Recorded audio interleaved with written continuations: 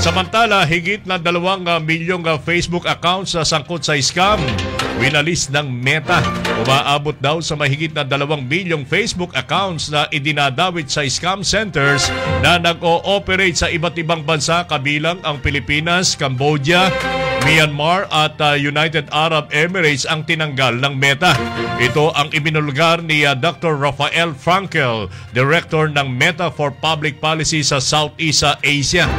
Na nangangasiwa sa Facebook, isa sa mga nangungunang social media sa buong mundo sa ginanap na pagdinig ng House Tri-Committee hinggil sa issue ng fake news at disinformation.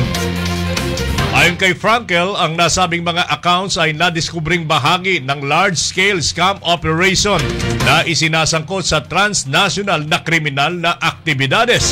Isiniwalat naman ni Rob Abrams, head ng Meta Law Enforcement Outreach for Asia Pacific, na ang Pilipinas ay isa sa mga pinakaaktibong bansa sa paglaban sa online scams, habang ang Meta ay pinaigting ang security at policy enforcement operation bunga ng tumataas na banta.